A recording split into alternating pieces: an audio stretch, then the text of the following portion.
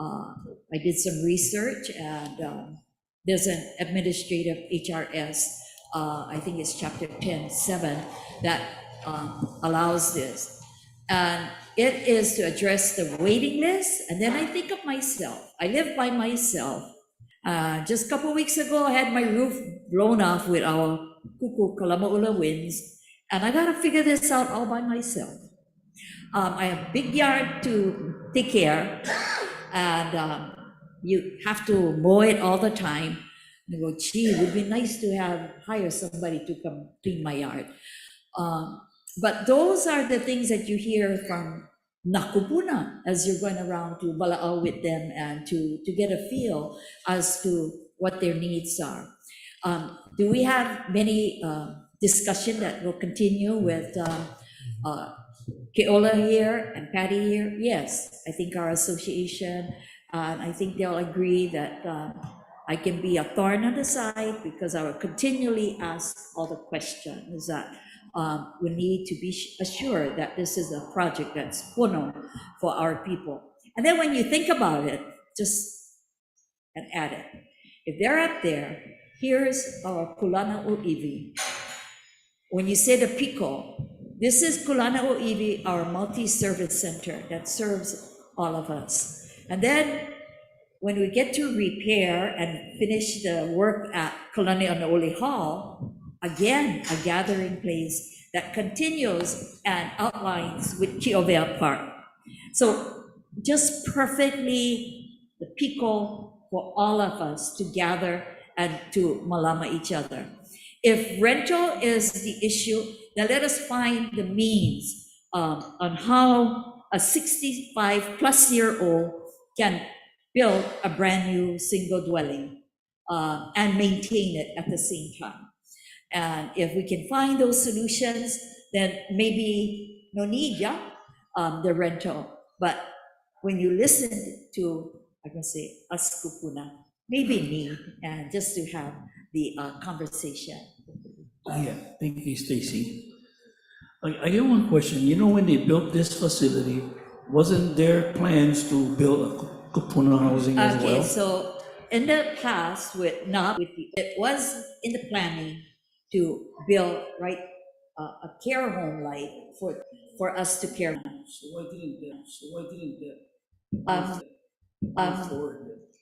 I think the department at that time wanted us, Kapuni's house. Yeah. They wanted us to take that over, and that wasn't really compatible with the rest of the neighboring homesteads. And so I think that was put on the shelf and never addressed again. Yeah. Okay, so this is where I'm at. You did the survey, Patty. Kalamuula. Yeah. You guys came. Yeah. Okay. But that was good. But for me, I would suggest go island-wide to all the homestead communities to get more their thoughts. And then when you do get to that consultation, benefit consultation, then I would make sure that everybody's involved. Right, exactly. We do plan on going to each community that we build in to get their acceptance and partner with them to make sure we address the needs of that particular area. So like Big Island may be different, Maui may be different. For this particular site, it's really important about our culture. So that's why we have, call it the PEVA, to bind us together, because I see like we're not transferring our culture to the next generation. So with this project, we're gonna incorporate La'au Lapa'au, we're gonna have our residents teach fishing classes, all kinds of things within our community, which they're doing right now. Yeah, kupuna care, and they're going to provide all the services are more cultural based. And that's Kule's project that she has here under county funding with the RCN. Yeah, And also, every project is different, every island is different, every community is different. But as in the past, I've always, I am not so inclined of rentals. That's my own, but the wishes of the people for me. And like you said, Stacy, when you turn to a certain age, you cannot, do certain things, and that's where you turn over your homestead to your successors, and then the kupuna has a place to go. And like what you brought up was interesting, is that the cost of homepumihana is some of these people cannot afford because they take all of their income. Yes. So it's my understanding with your proposal, the cost will be affordable.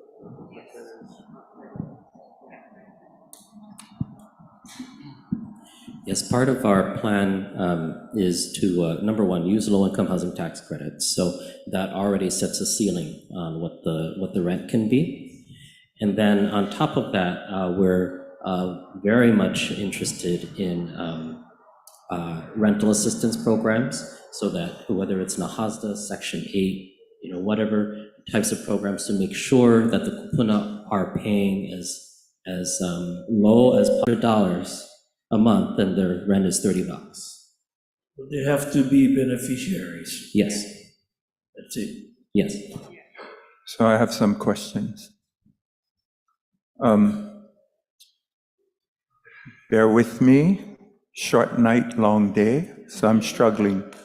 But I do, this takes me back to January 16, when Waipoli came up, your initial proposal to use that for Lunalilo Trust to create kupuna housing.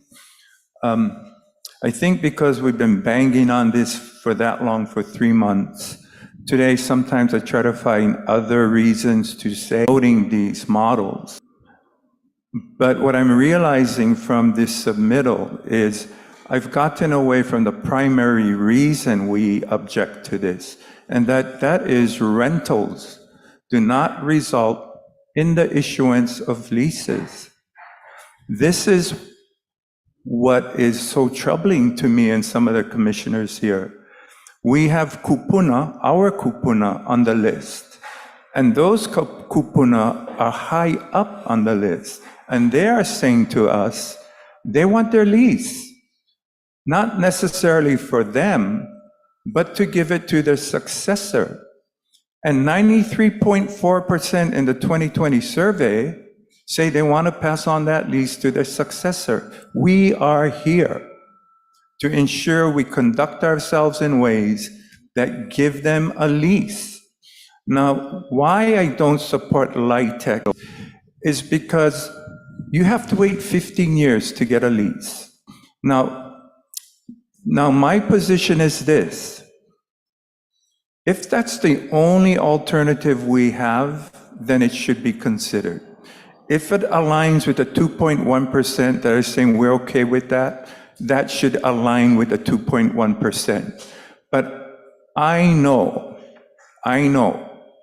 that we have other ways to issue leases quicker, rather than subject them to a 15-year wait, even if we are hearing that a bill may pass to give undivided interest leases.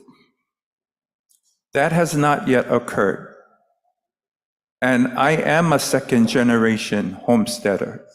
I understand what it looks and feels like when the department is headed in the wrong direction.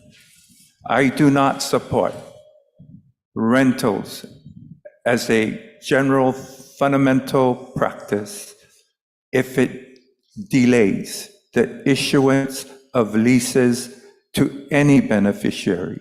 I want to also say, Lunalilo Trust. When King Lunalilo established the trust, I believe it was 400,000 acres of prime land the trust had. Today it's down to 5 acres. So this is a failed model, not your fault, Keola. but the result of your prayers.